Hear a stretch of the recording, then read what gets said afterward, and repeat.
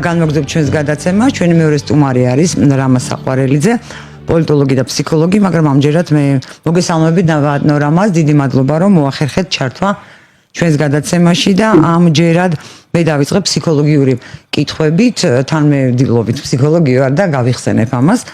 მე როგორც ვუყურებ აი ეს პროცესები, რომელიც მიდის, რა თქმა უნდა არის პოლიტიკური პროცესი, მაგრამ ამასთანავე ეს მე მიტოვებ შთაბეჭდილებას, როგორც აი პროფესიით განათლებით ფსიქოლოგ, სოციალური ფსიქოლოგი ვარ თან, დიპლომით, რომ თითქოს ვუყურებ ცოცხალ ექსპერიმენტს და ყველა ის მეთოდი, რაც ჩვენ გვისწავლია მცირე თუ დიდი ჯგუფების მართვის სოციალურ ფსიქოლოგიაში, როგორ უნდა იმართონ ადამიანები, აი ამას ვხედავ ცოცხლად, როგორც დღეს ამბობენ ლაივში. მაგრამ ამას მე ვხედავ იმიტომ, რომ ამ სპეციალობასთან, ამ მეცნიერებასთან, ამ პროფესიასთან მქონდა შეხება კი არა და ვთქვათ, წარმომადგენელი ვიყავი, ხო? და მუშაობდი კიდეც რამდენიმე წლის განმავლობაში ფსიქოლოგად მე ვატარებდი ექსპერიმენტებს ადამიანებზე. მაგრამ ხალხისთვის არ არის ეს ცნობილი ეს მეთოდები და ამ მეთოდების თავისებურებაც ის არის, რომ ადამიანები იქცევიან ასე თუ ისე, უყალიბდებათ ესა თუ ის აზრი და დარწმუნებულები არიან, რომ ეს არის მათი აზრი, რომ ისინი იქცევიან საკუთარი შეხედულებებიდან გამომდინარე ასე და ამ დროს ისინი არიან манипуляციის ძალიან კონკრეტული ფსიქოლოგიური მეთოდების ზემოქმედებით მოქმედნი და დარწმუნებულნი იმაში, რომ თავისი ინიციატივით და სურვილით მოქმედებენ ასე. ამიტომ მე მინდა რომ გასაგები იყოს ჩვენი მაყურებლისთვის და მსმენელისთვის ეს ამბავი და ეს პროცესი და თუ შეიძლება რომ აი რაღაცნაირად იმ მცირე დროში რაც გვაქვს ჩვენ მოვახერხოთ და ავუხსნათ და ვუთხრათ მათ რომ რა მეთოდები არსებობს სოციალურ ფსიქოლოგიაში გამოკვლეული და რა მეთოდებს იყენებს სოციალური ფსიქოლოგიიდან გამომდინარე დაინტერესებული მხარეები ადამიანების როგორც მცირე ასე ძალიან მრავალრიცხოვანი ჯგუფის სამართავად. სოციალური კიდე საკეთება ახლა თქვენ რომ შეძლობთ ამ პრობლემაზე თვალწინ დამედგა გიპნოზი, მე გიპნოზის პრაქტიკა მქონდა ერთხანს და გაუცებული ვიყავი სწორედ მაგ ფენომენებით, რომ ადამიანს მართლა განცდა რომ აბსოლუტურად მისინებით მოქმედებს და ამ დროს გიპნოზი უტრირებულად манипуляციური პროცედურაა რა, მაქსიმალურად манипуляციური. ამ დროს მთლიანად манипуლირებული იყო მისი ემოციებიც, ქცევაც და ყველაფერი. ისე რომ ეს ჰიპნოზი გამოიყენებ არ გამოიყენებ სხვა არის, მაგრამ ასეთი ნაღმი ჩვენ ფსიქიკაში არის ჩადებული, რომ ადამიანი შეიძლება სხვისი გავლენით მოქმედებს და ეგონოს რომ თავის გავლენით მოქმედებს. დიახ. ყველაზე გავრცელებული, რა თქმა უნდა, არის კონფორმიზმის ტიპის ეფექტები, რომელიც მეორე უკვე კონფორმიზმი მაინც ლაბორატორიულ პირობებში ჩატარებული გამოვლენილი მოვლენაა და ნუ მეორე განსხვავებული.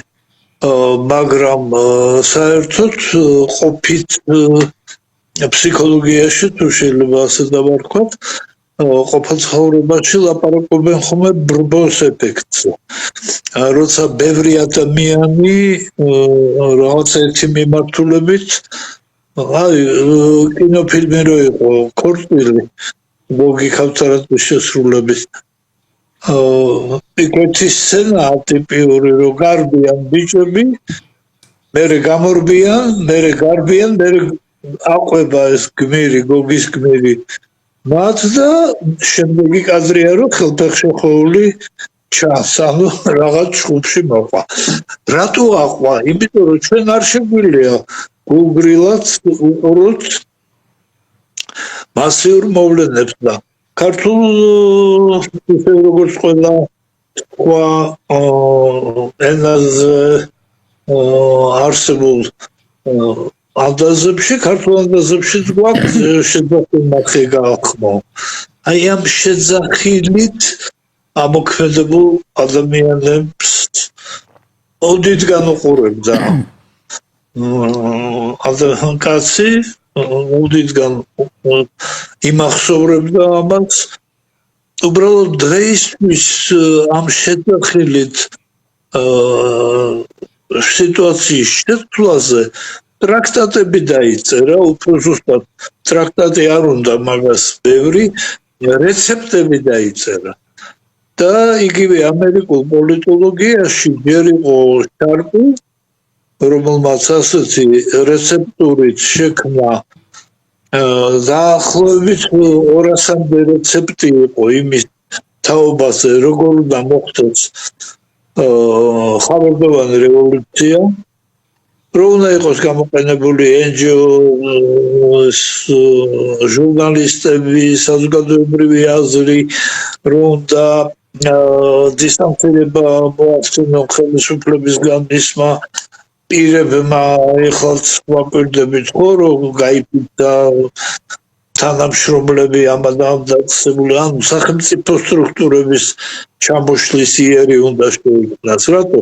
იმიტომ რომ კონფორმულობის და მიბაძვის მექანიზმით მერე თუ კი ესენი გარბიან, აი ქორწილის სცენა მაგითო გავიხსენე, თუ კი დაინახავ რომ რაღაც მიმართულებით მირბის ყველა, მერე შენც გიჩნდება ადამიანს, რომ იმ მიმართულებით გაიქცეთ.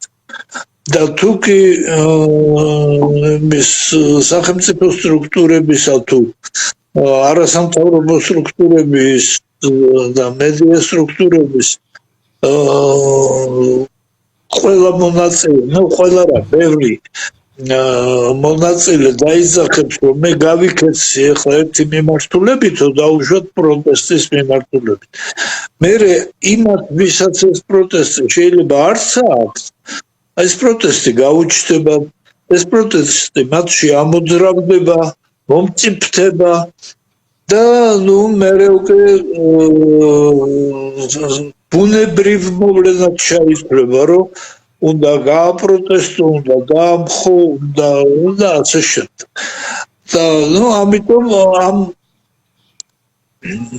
ამ მექანიზმით ამოძრავებულ ხალხით პროტესტს ხავერდოვანი რევოლუციები დაარქვეს, იმიტომ რომ ასეთ რევოლუციას იარაღი აღარ ჭირდება.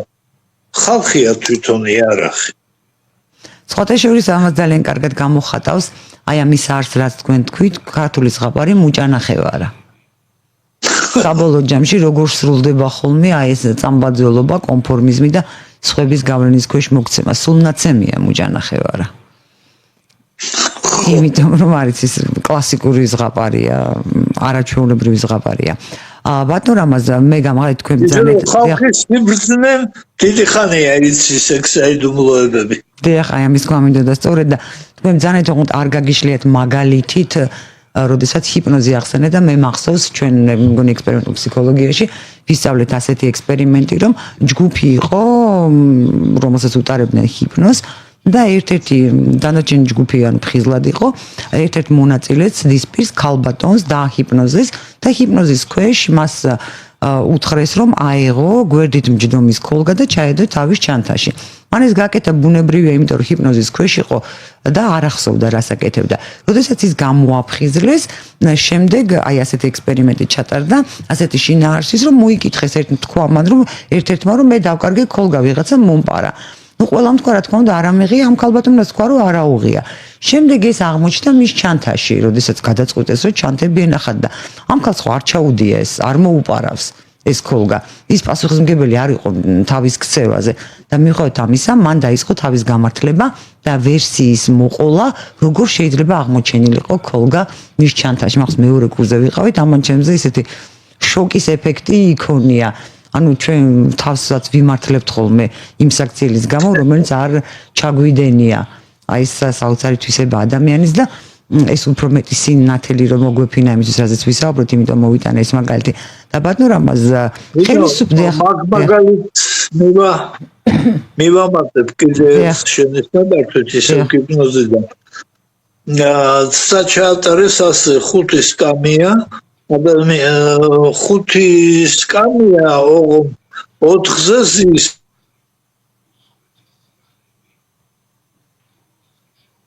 დიახ, უკაცრავად მე მგონი რაღაცა ხარვეზია კავშირის, ცოტა ხანი დაგველოდეთ, გამოსწორდება და განვაგრძობთ ეთერს. შემოიყვანეს სკამები. გაიხედა ცარიელია, დაეთანხმარო ცარიელია. მაშინ დაჯექი ერთ-ერთზე. დაწინებული როგორც წესი ჯდება იმ სკამზე, რომელიც მართლაც ცარიელია. არც ერთ შემთხვევაში ის არ უჯდება ვინმეს თავთაში. ესე იგი, ჩვენი ფსიქიკა რამოდენიმე სართულისგან შედგება და გაუცნობიერებლად რეალობა ადამიანი ხდება. ოღონდ როგორ იმოქმედებს, ეს უკვე მის პიროვნების ზედასართულებთან არის შესაძახმებელი. ანუ გონიერებასთან. სინამდვილე თითქმის ყოველთვის გაუცნობიერებლად ვიცით, მაგრამ ბევრი სხვადასხვა მიზეზით ამ სინამდვილეს უგცევთ გვერდს. დიახ და ბატონო რამაზ, როგორ ფიქრობთ, რატომ იქცევა, ეხლა რადგან ჩვენ ვისაუბრეთ, ხო წარმოუდგენელია, თქვათ არ იცოდეს, თუნდაც იგივე პოლიტიკოსებმა თქვათ, ხელისუფლების წესით უნდა იცოდნენ. ალბათ ხო ძალიან ისე მაღალი წარმოდგენის ვარ პოლიტიკოსების ინტელექტი, კი ბატონო. მაშინ ასე ვიტყვი, როდესაც ხელისუფლება იქცევა, ისე როგორც იქცევა, ის ეფექტიანი იქნება? ისიც არა, არის კიდევ ერთი ეფექტი, კიდევ ერთი ამავე ტიპი. ოღონდ ფაქტორია სხვა. ვინც აჩვენებს, რომ ძალა აქვს, იმის პოზიციას უფრო იკავებს ხალხი. ამიტომაა, რომ პოლიტიკაში არ შეიძლება სისუსტის გამოვლენა. ძალა უნდა ახდეს ფიგურას, პოლიტიკურ ფიგურას. შეგახსენებთ და ეს ძალა არ არის მაინც ისეთ მილიტარული ძალა არ არის. შეგახსენებთ სააკაშვილის პერიოდში, ნუ რაღაც რო გადადგა და მე არჩევნები გაჩეჩილაძე ჩაერთო ლევანი არჩევნებში. მაგრამ ნუ ვერ მოაგროვა იმდენად ცოტა უპირატესობა ჰქონდა, რომ გაყალბებამ მაინც გამარჯვებული გამოიყვანა სააკაშვილი. აი 2012-ში კი ივანიშვილი ჩაუდგა სათავეში ოპოზიციურ ამ პროტესტს. და იქ უკვე ივანიშვილმა დაძლია არათუ გაყალბებაც დაძლია, იყო იქ გაყალბება, ოღონდ იმდენად მეტი აიღო ხმა, რომ დაიძრა. რაშია განსხვავება? ივანიშვილში ის ძალა დაინახეს. მილიარდელი არის, ესე იგი ძალა აქვს. იქ რაღაც ქველმოქმედებას აკეთებს. ესე იგი ამ ძალას გამოიყენებს სასიკეთოდ და ასე შემდეგ. ანუ ლოგიკური ოპერაციები, რომელთა საფუძვლად არის აი ეს განცდა, რომ ამ ადამიანს ძალა აქვს, ქმნის მის მიმართ კონფორმულობის ტენდენციას. კონფორმულობაც, რაც ახლა რაზეც ახლა ვსაუბრობ, ხალხს რო აყვება და ხალხის ხმა და ასე სხვების ფეხის ხმა. რატომ იყვება ადამიანის სხვების ფეხის ხმას? იმიტომ რომ ძალას ხედავს იმ სხვებში. გუნდში სხვა ადამიანებში ის ძალას ხედავს. თორე იმავე რაოდენობის საბავშვო ბაღის პატარა ბავშვები რო შეკრიბო და იმათმა იძახონ რაღაცა, იმ ძახილს არ აყვება ზრდასრული ადამიანი.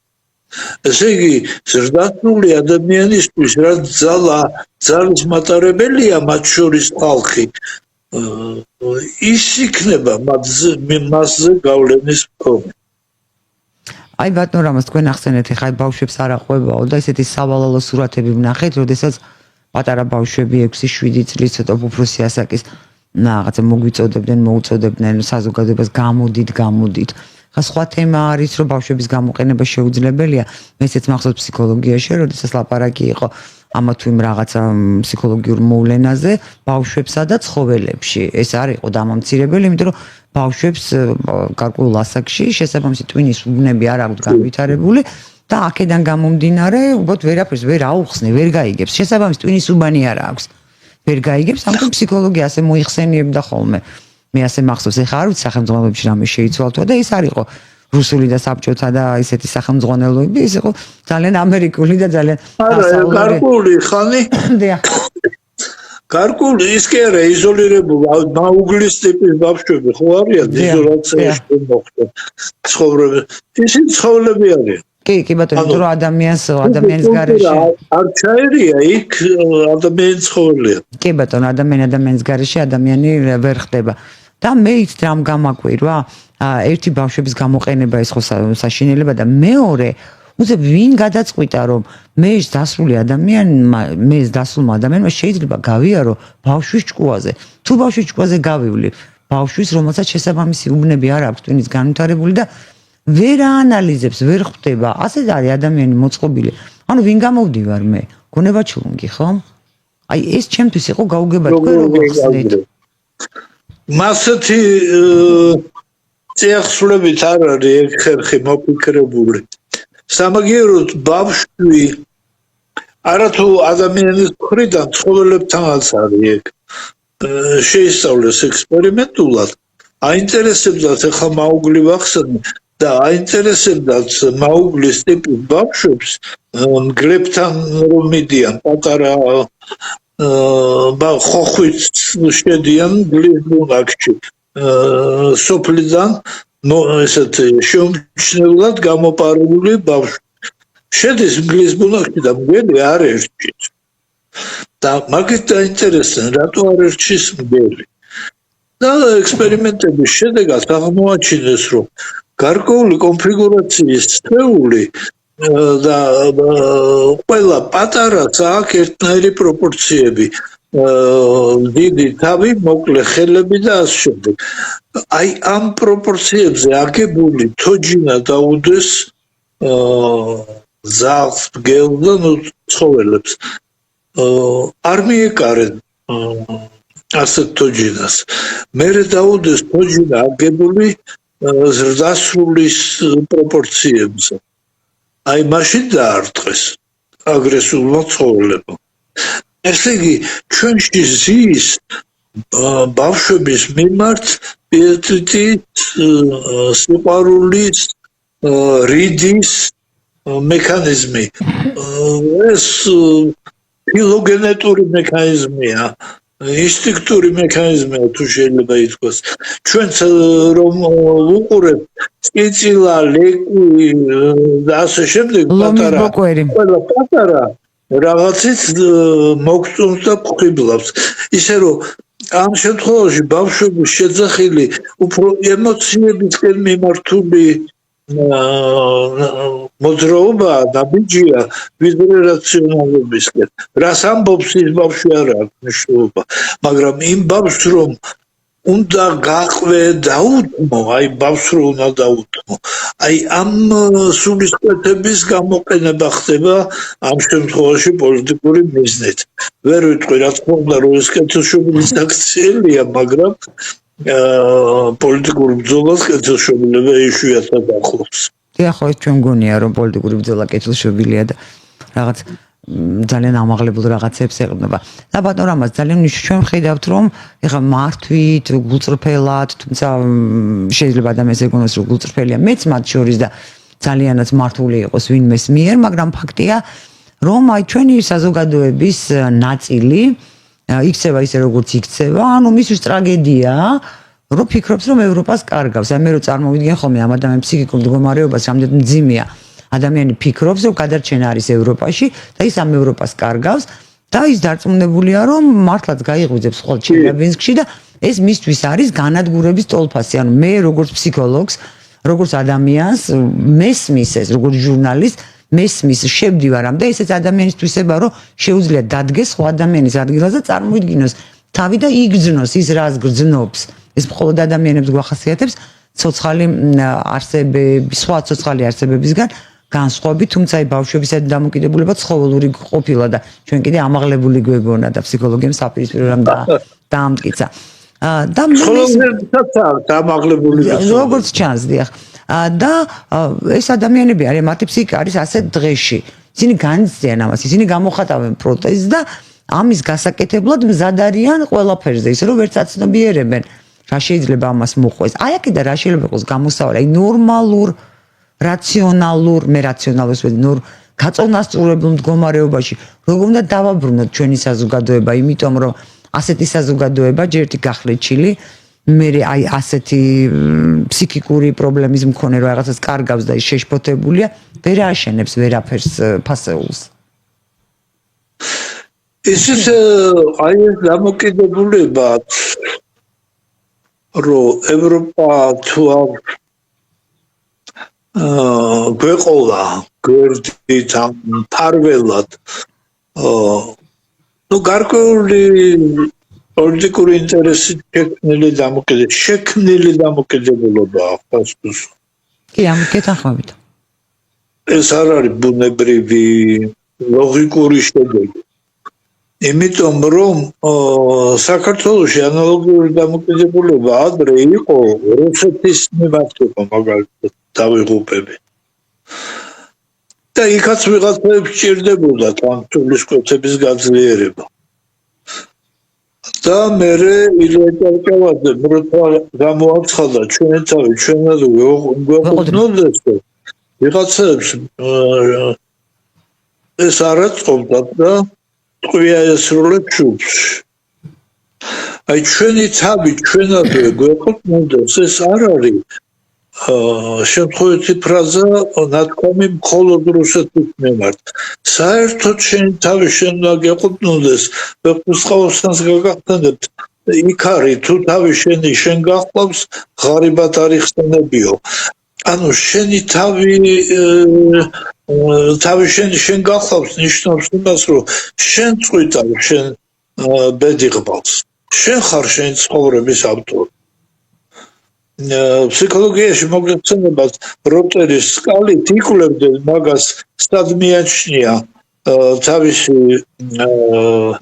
ბედიღბალის ავტორი ადამიანს საკუთარ თავში თუ გარეთ და აღმოჩნდა რომ ვისაც გარეთ მიეჩნია თავისი ბედის ლოკუსი ლოკალიზაცია ისინი გაცილებით სუსტები უიღბლოები დაფეგრულები არიან ვინც საკუთარ თავში ხედავს თავისი ცხოვრების ავტორს ისინი უფრო ძლიერები გამძლეები მიზანმიმართულები შედეგიანები ჯანმრთელებიც კი უფრო არიან აი ეგ შინაარსი ეგ ექსპერიმენტი რაც ეხლა ხანს მეუცაუგუნის ბოლოსკენ ჩატარდა ჩვენმა წინაპარმა ის წინასწარმეტყველა და ბევრმა ის წინასწარმეტყველა თავის ვეფხისტყაოსანში მაგ ფრაზას რომ თუ თავი შენ გახლავს ღარიბად არ იხსენებიო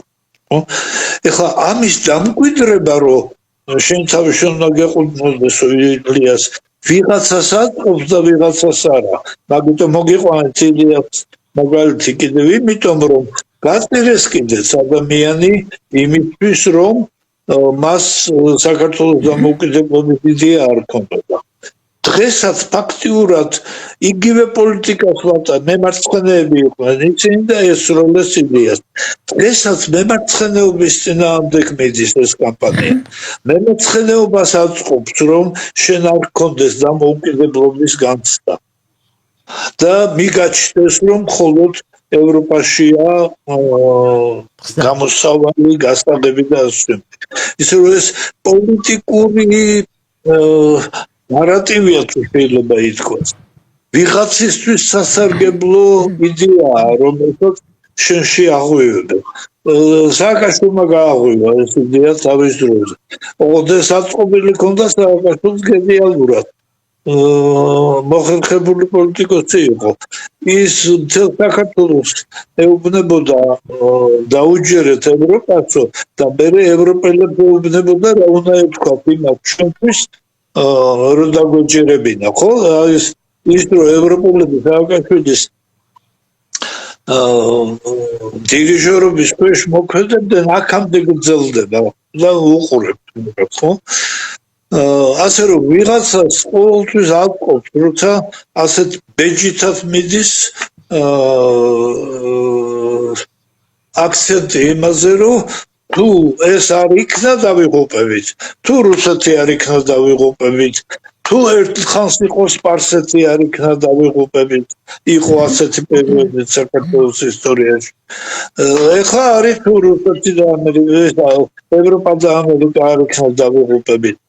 დავით აღმაშენებელსაც შევხედოთ, ხო, ესე იგი შეიძლება ჩვენნაირი ქვეყანა არსებობდეს ისე, რომ მხოლოდ თავისთავიდან გამომდინარე იარწებოს და სხვა ქვეყნების შესაშურიც კი გახდეს. ჯერ ადრეა დაღუპვაზე ლაპარაკი. ჯერ მივიდეთ იქამდე, სანამ შეგვიძლია იმის გარკვევა რისი მაქნისები ვართ. ეხლა ხო მაგაზე მიდის ბრძოლა. ეხლა მიდის ბრძოლა იმაზე, რომ საქართველოს მოიპოვოს ადგილი. აი როგორც ადგილი ბაქო-ჯეიხანის ტრანზიტით მოიპოვა ადგილი და ინტერესი გაუჩნდა ევროპას საქართველოს მიმართ. ეხლა საქართველოს უნდა ჩინეთ-ევროპის ტრანზიტით თავისი მნიშვნელობა გაზარდოს. და ეს კიდევ უფრო გააძლიერებს საქართველოს, ვიდრე ბაქო-ჯეიხანი. მაგრამ ვიღაცას ეს არ აწყობს. არ აწყობს ჩრდილოეთში ვიღაცას და არ აწყობს ატლანტიკის იქეთ ვიღაცას. და ამიტომ მიდის კულტივირება ამის, რომ დაიღუპები. და თუ კი ეს ტრანზიტი გამოვიდა, აი როგორც ბაქო-ჯეიხანმა ხელი შეუწყო ჩვენ მოღონივრებას, საიმისოდ რომ სხვები დაინტერესებული იყვნენ. ეხლა ეს ტრანზიტი კიდევ უფრო ღონიერს გახდეთ საქართველოს თავისი გეოპოლიტიკური ფუნქციის გამო. მაგრამ ეს დავიმახსოვროთ, შენი ღონე ვიღაცისთვის მიუღებელია. ასეთ მოღონიერებას წერი ყოველთვის ეყოლება. და აი ეს ბრძოლა მიდის.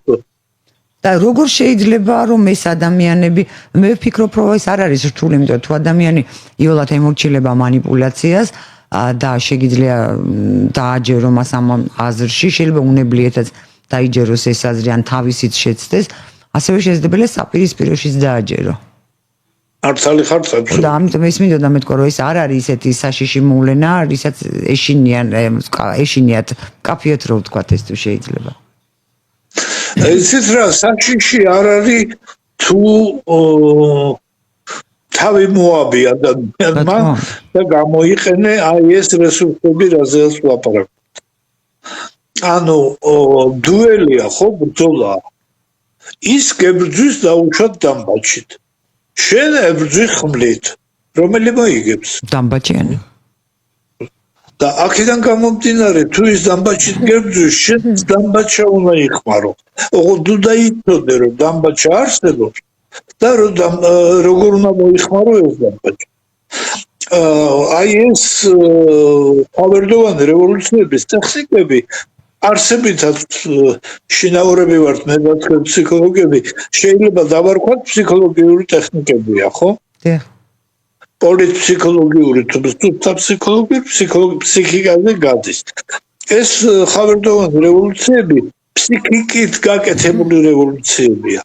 ანუ ეს ის იარაღია, სადაც ფსიქიკა არის ძირითადი ინსტრუმენტი, დამბაჩა არის ფსიქიკა. თუ კი არ იცი რომ ფსიქიკა შეიძლება იარაღი იყოს, ნუ მაშინ ის იქნება მოგებული ვინც ეს იცის. არადა ეს იარაღი ხშირად იყო გამოყენებული შარპი რო გიხსენოთ, იმ შარპმა თავისი სისტემა მაჰათმა განდისგან ააწყო.